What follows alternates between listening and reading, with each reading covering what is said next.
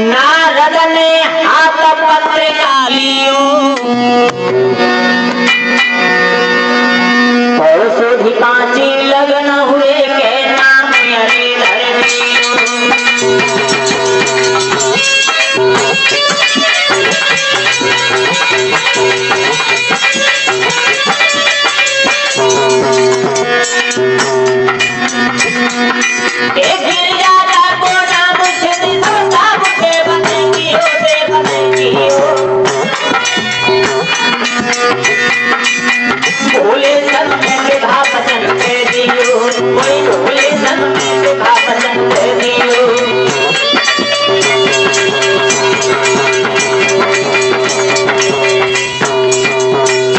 जवाब दिया तुम्हारी लड़की का नाम है गिरिजा, इसकी शादी भोले बाबा के साथ में होगी।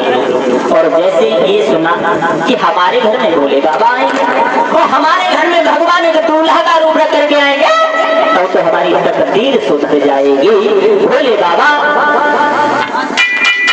हमारे घर में तो हेमांचल बहुत खुश होता। अरे भगवती छाएगी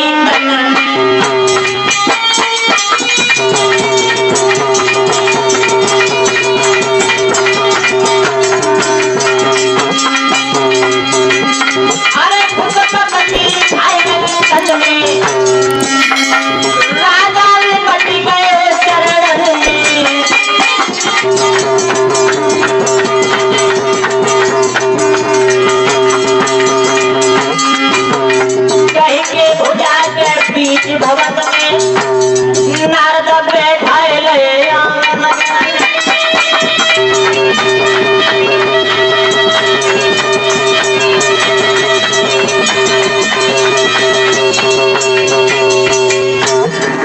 बहुत खुश हुए।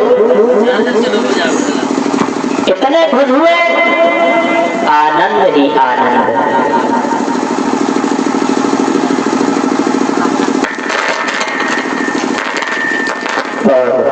इसी बीच में 50 रुपए आ रहे हैं हमारे पास श्रीमान रामचंद्र की तरफ से और 10-10 रुपए हमारे श्री साथियों को दे रहे हैं, वो हमारे भैया सत्येंद्र की तरफ से।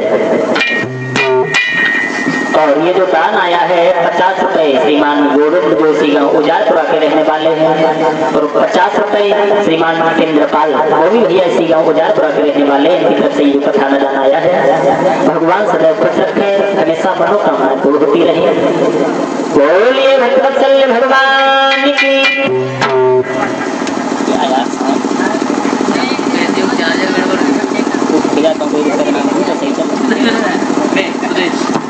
प्यारे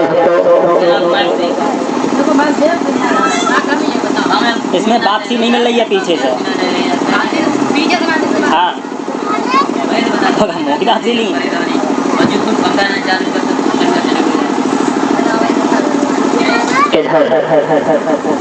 जब सती का जन्म गिरजा का जन्म हुआ है तो हेमांचल ने बहुत खुशी मनाई है, जिसका नाम गिरजा रखा गया।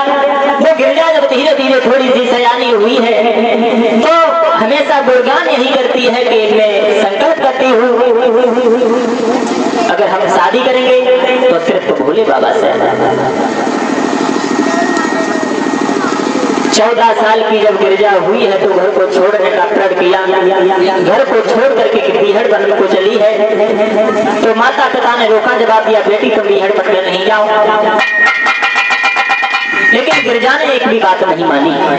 जब गिरजा ने एक भी बात नहीं मानी, 14 साल की गिरजा बीहड़ वन में भजन करने लगी तो इधर कुछ समय के बाद में सप्तऋषि पास में पहुंच गई और सप्तऋषि जाकर के बोले हैं गिरजा, अरे किसकी नाम की तुम रटने लगाई हो, अरे किसको तुम अपना पति बनाना चाहती हो? जवाब दिया मैं, अरे मैं तो अपने भोले बाबा को पति बनाना चाहती हूँ। जवाब दिया भोले बाबा के पास में है क्या? अरे उनको छोड़ो, उनके पास में घर बार नहीं, परिवार नहीं, गाँव में एक भैया नहीं, साथ ना समाज लगा बैठो मेरे बाप भैया कोई नहीं।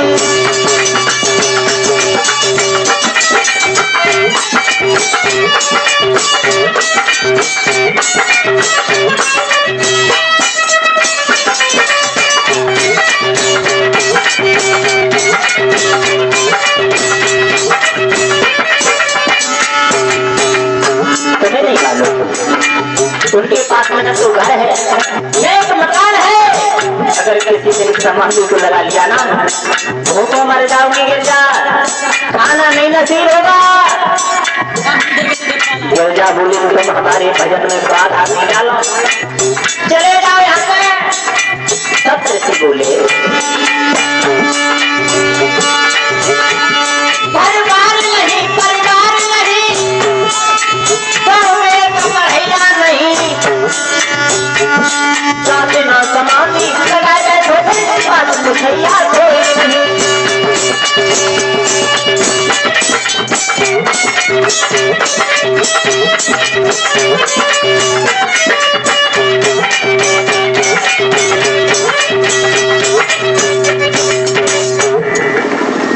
जवाब दिया तुम शादी उनके साथ नहीं करो।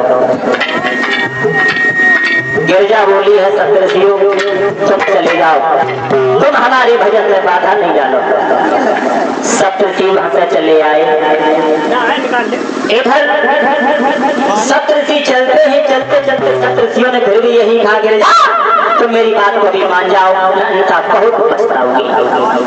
गिरजा बोली चाहे हम पछताएं या भूखों मर जाएं, चाहे हमारे शरीर का कुछ भी हो जाए, लेकिन मैंने जो प्रण किया है वो भोले बाबा के ही साथ में शादी करूंगी। लेकिन कैसे नहीं तुम्हें नहीं मालूम। मैं एक बात मैं बताना चाहती हूँ। गिरजा बोली है सुनो सप्तऋषियों, प्रेम के पंख में मैं प्राण दिए बैठी, अपना हाथ में भाग लिए बैठी हूँ।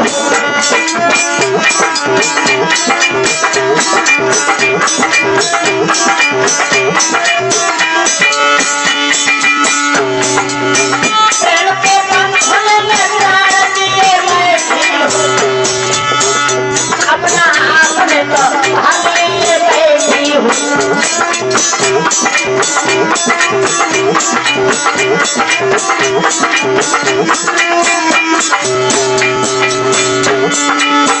आपसे दूर होगा आप दिखाने वाले, मैं तो प्रेम के प्याले पीए बैठी हूँ, मैं तो प्रेम के प्याले पीए बैठी हूँ।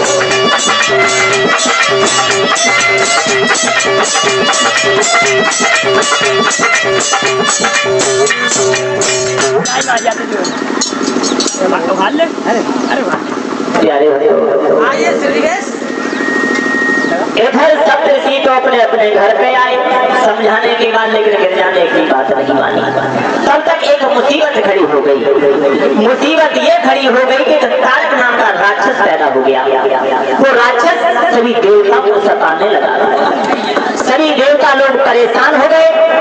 इतने परेशान हुए विचार किया है कि मुझे क्या करना चाहिए।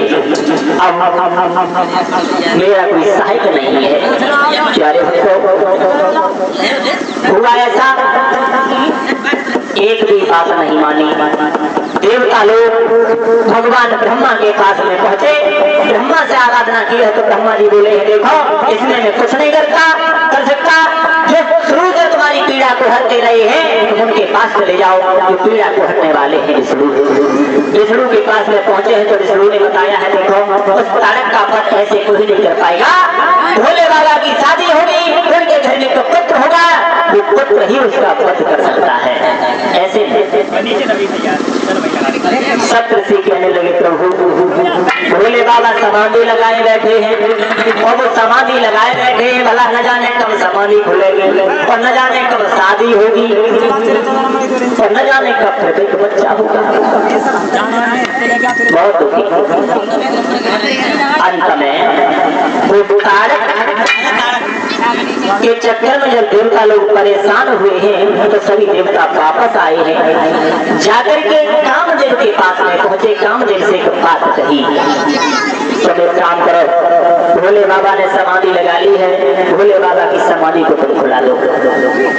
कामदेव चला है अपनी अप्सराओं को लेकर के, तो हुआ ऐसा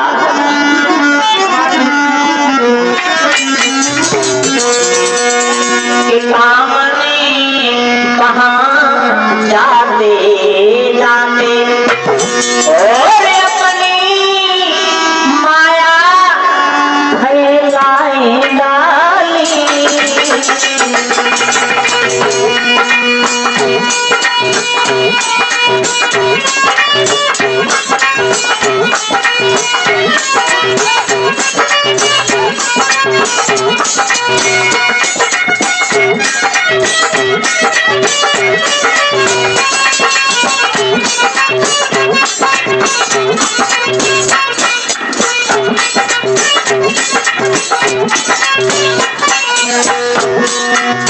यहाँ तक हुआ कामदेव को जब इशारा दिया है तो कामदेव अपनी पत्नी को लेके चला है।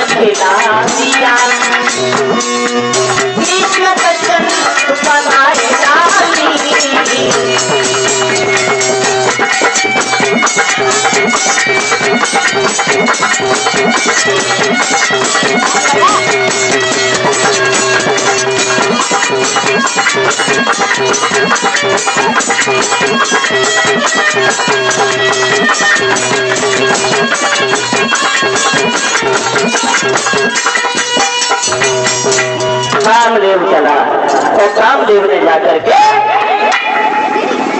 भोले बाबा की समाधि को खोलने की कोशिश की, लेकिन समाधि तो नहीं खुली, बल्कि तीसरा नेत्र खुल गया। तीसरा नेत्र खुला है तो उससे ज्वाला निकली, जिससे कामदेव भस्म हो गया। और जब कामदेव भस्म हुआ तो कामदेव की पत्नी रोने लगी। भोले बाबा इसमें हमारा दोष नहीं था, इसमें हमारा दोष नहीं था, तुमने हमारे सिंदूर को उजाड़ दिया। कौन सी भूल हुई है हमसे? वो कामदेव की पत्नी रो रही है लती, एक बात कहती है भोले बाबा, मुझसे बन गई भूल क्या भारी,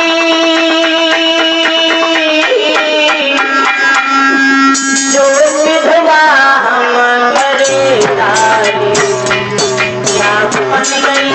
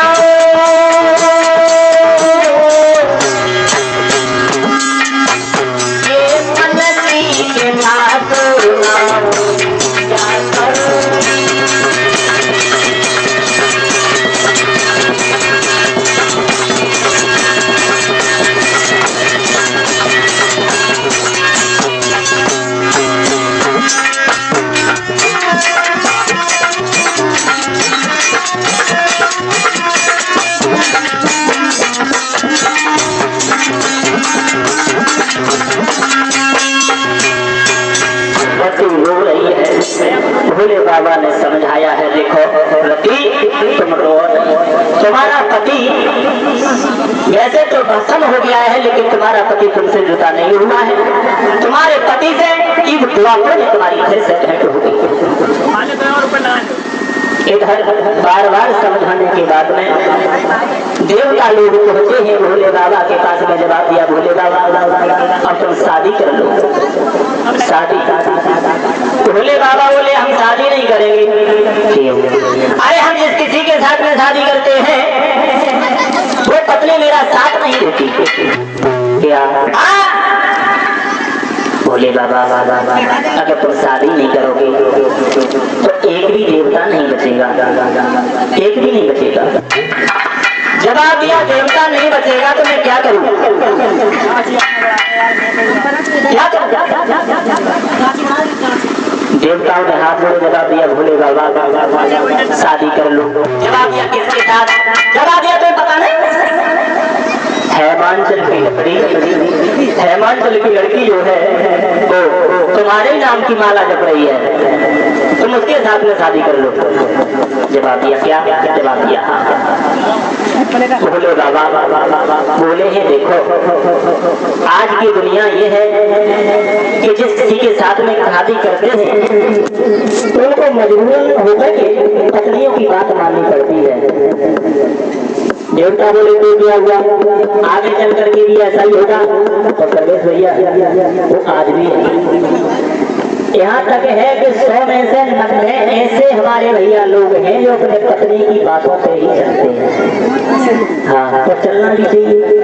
जब एक दूसरे की बात को मानते हैं तभी घर चल पाता है। मैं तो बैठे बैठे एक दिन विचार करने लगा, सोचा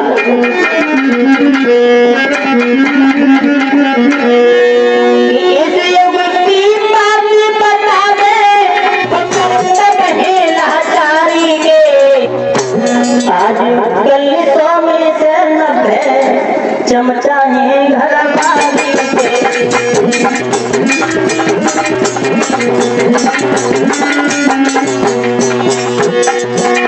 भैया। आज कल 100 में से 90 चमचा है घर वाली के।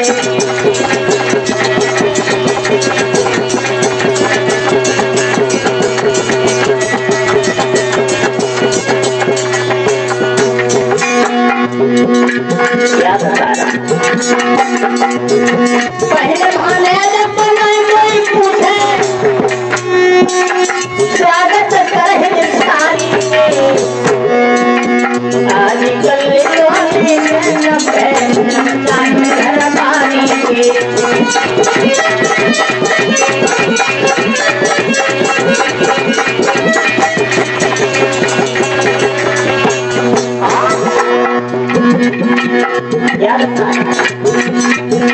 आज कल नंबर 1 पे है सारू,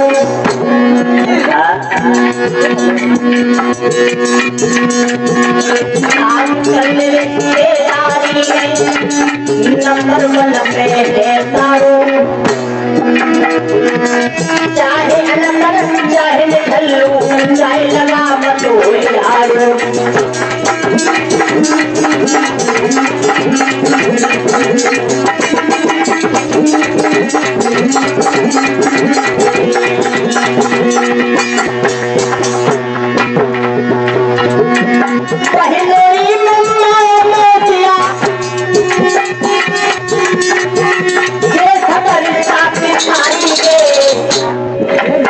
आजकल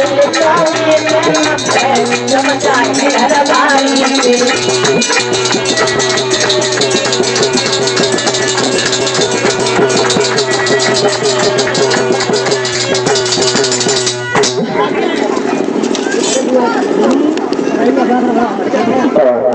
इसी बीच में ये 21 रुपए हमारे पास और 10 रुपए हमारे साथियों के लिए अखिलेश कश्यप जो इसी गाँव उजारपुरा के रहने वाले हैं, उन श्रीमान अखिलेश कश्यप जी की तरफ से हमारे पास में 21 रुपए और हमारे साथियों के लिए 10 रुपए दे रहे हैं। भगवान सदैव खुश रखे, हमेशा मनोकामनाएं पूर्ण होती रहे। बोलिए भक्तवत्सल भगवान की। भोले बाबा बोले हैं देखो सप्तऋषि अगर शादी की बात है तो जाओ और पूछ करके ये आओ जो वो गिरजा है ना वो ऐसा तो नहीं है किसी और देवता के नाम की रटन लगाई हो। पूछ के सप्तऋषि भागे दोबारा से जब गिरजा के पास में पहुंचे हैं जवाब दिया है गिरजा मैंने तुम्हें पहले समझाया था कि तुम भोले बाबा का भजन नहीं करो। क्यों? देख लिया कामदेव को भस्म कर दिया। लती रो रही है तुमको भी रोना पड़ेगा। गिरजा बोली हमें रोना पड़े चाहे हंसना पड़े तुम्हें मतलब क्या है? उस दिन बड़ी मुसीबत से भेजे आज तुम फिर आ गए, लौट जाइए मेरे भजन में बाधा नहीं डालो। सप्तऋषि खड़े हुए हाथ जोड़े जवाब दिया गिरजा जिसके नाम की तुमने रटन लगाई है ना मैं उन्हीं का भेजा हुआ आया हूँ। तुम एक काम करो अब मेरे साथ में चलो। गिरजा को साथ में लिया, सप्तऋषि इधर चले हैं गिरजा को लेकर के हेमांचल के घर पर छोड़ा। इधर नारद पहुंचे हैं भोले बाबा के पास में, जवाब दिया भोले बाबा और तुम बारात लेकर के चल। इधर हेमांचल बारात की तैयारी कर रहे हैं, इधर भोले बाबा अपना श्रृंगार बना रहे हैं। नारद बोले हैं भोले बाबा जब शादी होती है तो सबसे पहले हल्दी का काम आता है। हल्दी हल्दी है क्या? भोले बाबा बोले नारद हल्दी भला कैलाश पर्वत पर कहां से आएगी? कि इस कैलाश पर्वत पर तो हल्दी है नहीं। बोले काम करो, एक काम मेरे पास उपाय है। तो भोले बाबा ने क्या किया कि हल्दी चढ़वाने के बदले तन भस्म रमाई भोला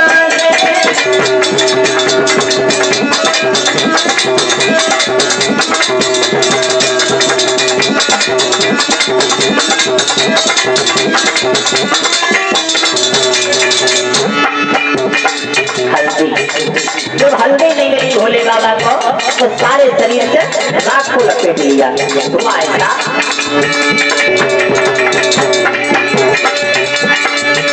हल्दी चढ़वाने के बदले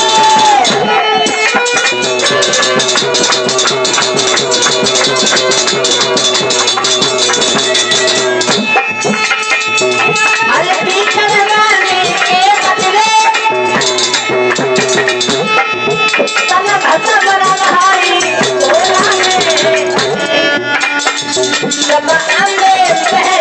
भूतन की बारात सजाई भोला ने।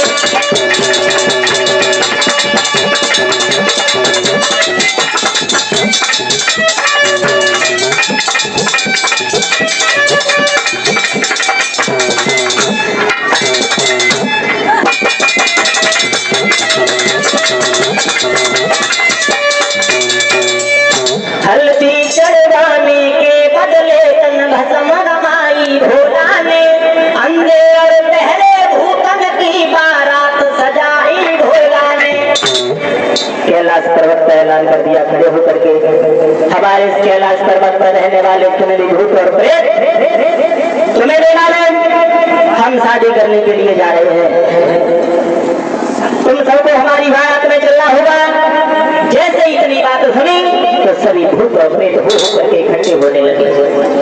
शुक्र शनिचर ने सुना तो गोली भागे आकर के भोले बाबा के पास में पहुंचे। नारद बोले भोले बाबा हल्दी का तो काम चल गया लेकिन मोहर नहीं है, मोहर कहां से लाएं? तो भोले बाबा ने लंबा सा नाग पकड़ा, सिर से लपेट लिया, फन करके खड़ा हो गया, मोहर बन गया।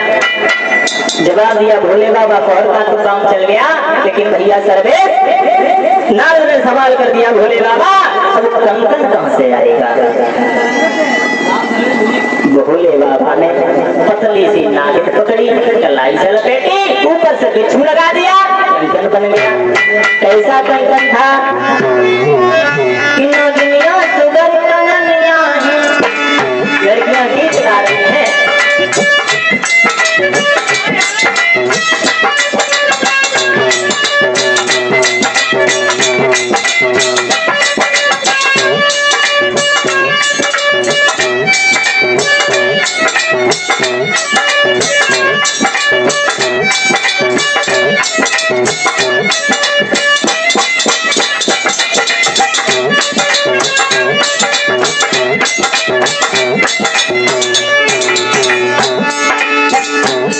कैसा श्रृंगार किया भोले बाबा ने। नागिनियां सुगर कननिया है, चलो में खटाने आ रही है। भूत पिशाच परागी है भोला, पूरे पहले संपारी है।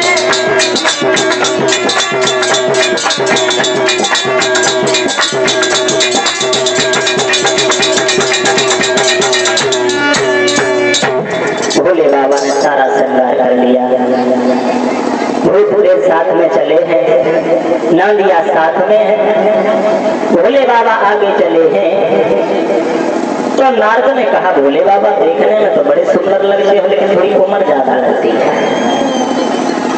इतने सुंदर लगते थे भोले बाबा, कभी की तो ये कल्पना है सर्पों का सेहरा सुहाना लगता है, भोले का तो जल्दी गाना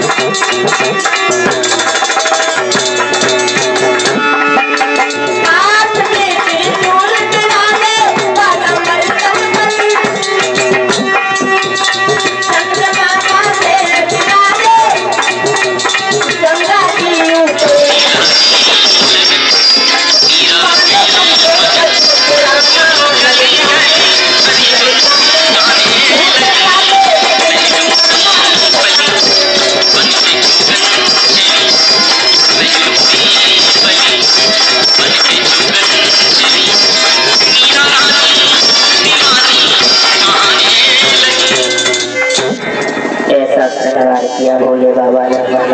भोले बाबा चले हैं, इधर देवर्षि नारद साथ में गुणगान कर रहे हैं, देवता लोग खुशी मना रहे हैं। पहुंचे हैं हेमांचल नगरिया में। उधर से हेमांचल नगरिया के लोगों ने विचार किया बारात आ गई है, तो सभी बच्चे भागे। और ये हकीकत है, अगर बारात गांव में आए तो सबसे आगे यजमानी कौन लेता है? वाली बच्चा। झांकी कोई झांकी बोल रहे ओ बच्चे हैं तैयार है और ना तैयार मतलब तैयार आते हैं, बोलते तो कहते झांकी पहले बताने दी तुम्हें राधा कृष्ण की झांकी करवाई थी, अब तो कहना होता है कपड़े वपड़े सब कुछ इतने आए जान दे। अगर कथा बढ़ाए पे तो सीता सिमर की झांकी नहीं करवाई थी, ठीक है? क्या तुम्हें पहले बताने दी तो हमें तो तुम्हें पता है, फिर सब कुछ कराया। आप पहले आपको पूछने थी कि झांकी वांकी क्या पता बच्चा यहाँ के कैसे मतलब बने दिल्ली के कपड़ा वपड़ा सब कोई बात ना, बच्चा है झांकी का पहले बता बच्चा नहीं के हमें क्या तो जो बच्चे भागे हैं देखा है बारात के पास में पहुंच करके तो क्या देखा? भूत और प्रेत। और भूत प्रेतों को जब देखा बच्चों ने तो बच्चे घबराने लगे।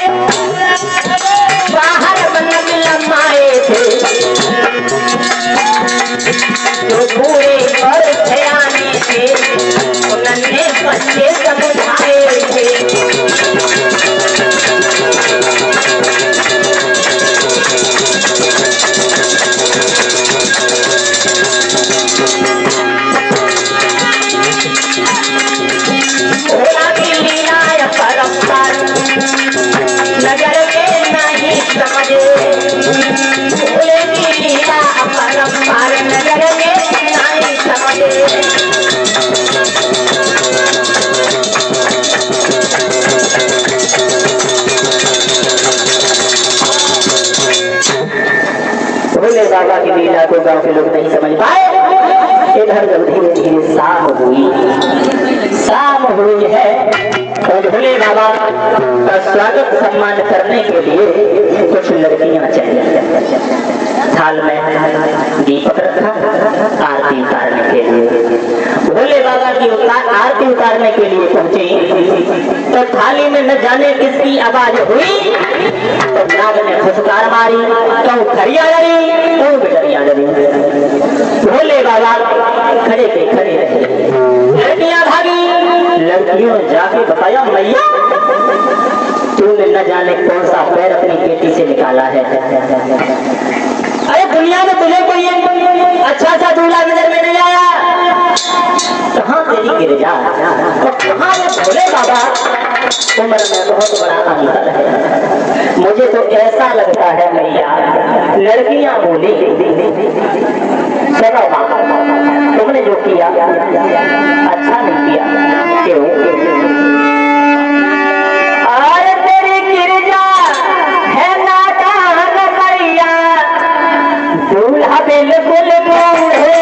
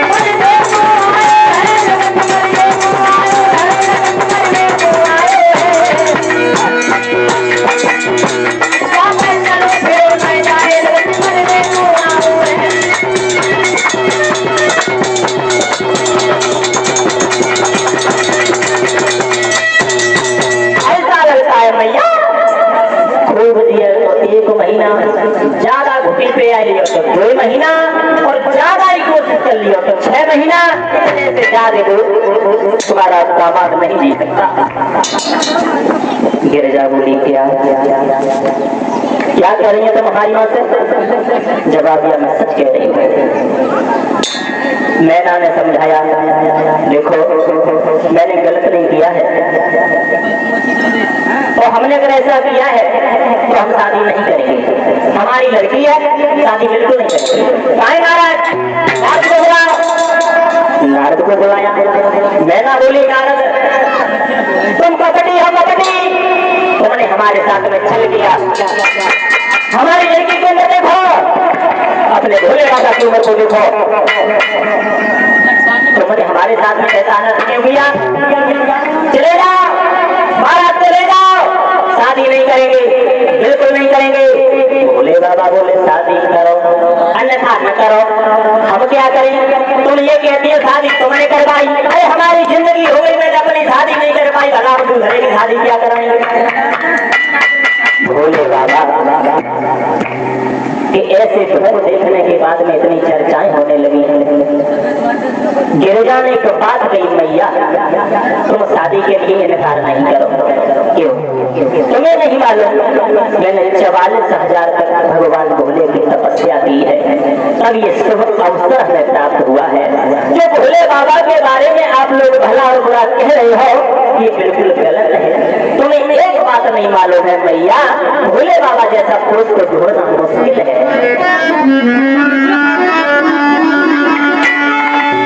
इस दुनिया में कोई पुरुष नहीं जो शिव की क्षमता पाए।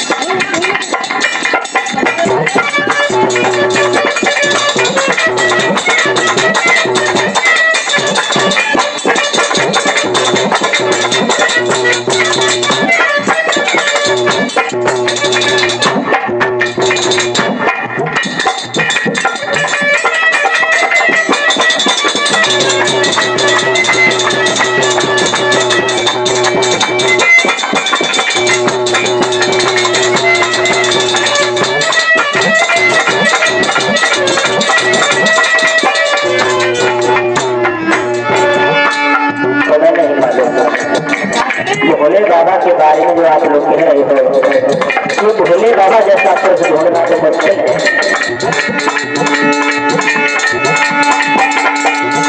दुनिया में कोई पुरुष नहीं जो फिर भी क्षमता निभा जाए। भैया करिए सूर को चलो भागता जो फिर हवन पा जाए।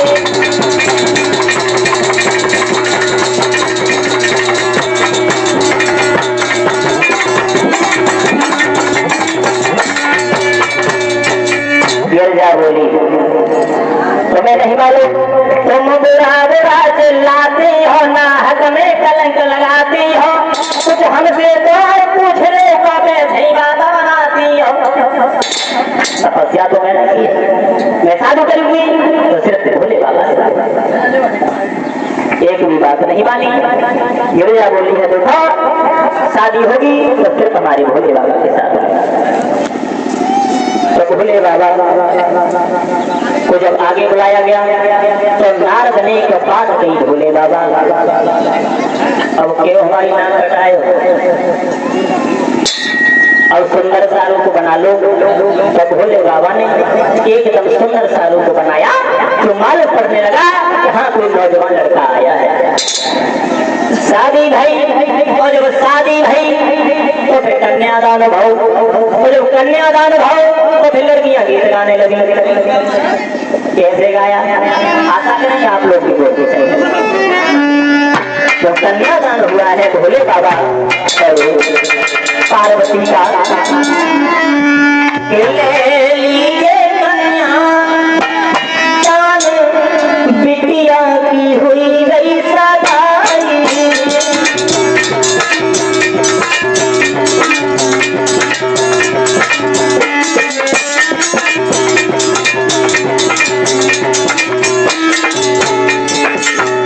आशा करेंगे परीक्षित महाराज पति महाराज खड़े हो जाए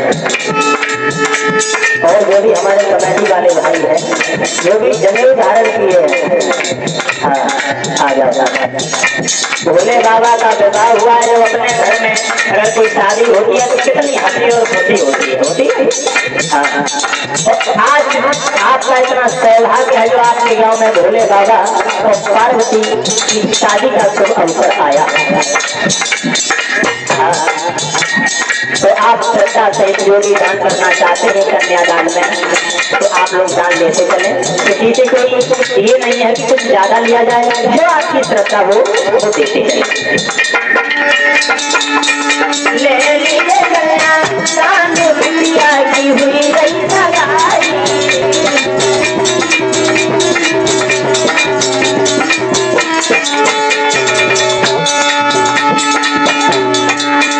भैया तुम ले लीजो दान कर लीजो।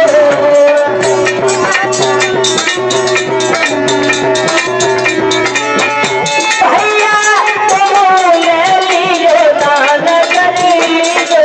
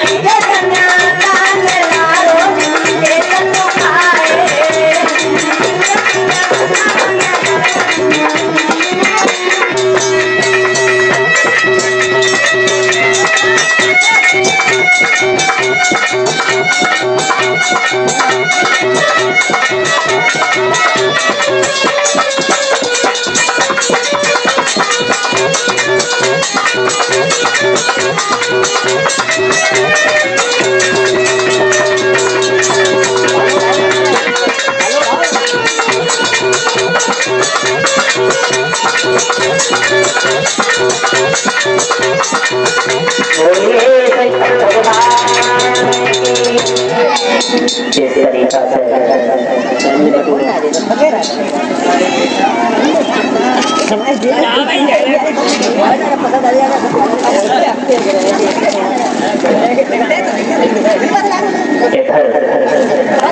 जब कन्यादान हुआ और जब कन्यादान हुआ है तो उसके बाद ये सब बढ़ाओ उसके बाद भोले बाबा और पार्वती का कन्यादान हुआ। उसके बाद में हमारे पढ़ने का नंबर आया तो पार्वती ने एक बात कही भोले बाबा। पहली बात तो ये है एक लड़की एक लड़के के साथ में शादी कर सकती है, भला भूत और प्रेतों के साथ में शादी नहीं कर सकती।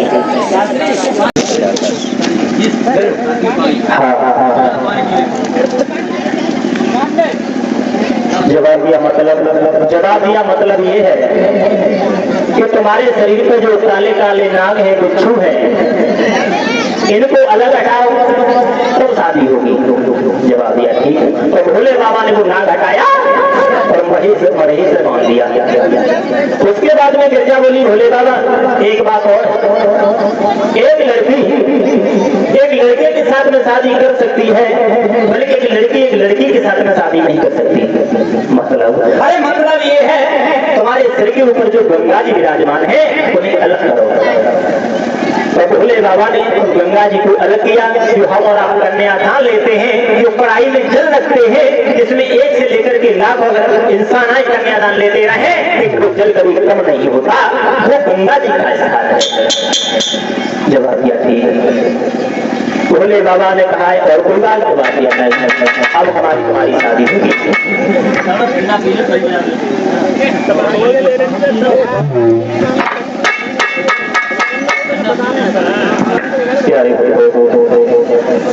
जब हमने पढ़ने का नंबर आया, जब हमने पढ़ी है तो हुआ ऐसा और पार्वती का संस्कार हुआ। उसके बाद में भोजन कराया गया। जब भोजन कराया गया तो हुआ ऐसा, तो भोले बाबा ने केवलती चढ़वानी के बदले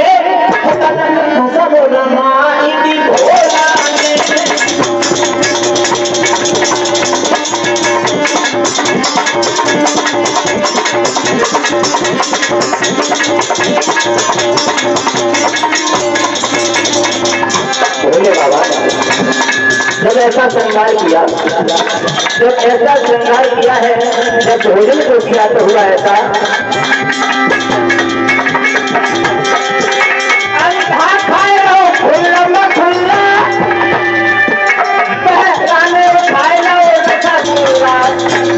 भरोसा नहीं था गया।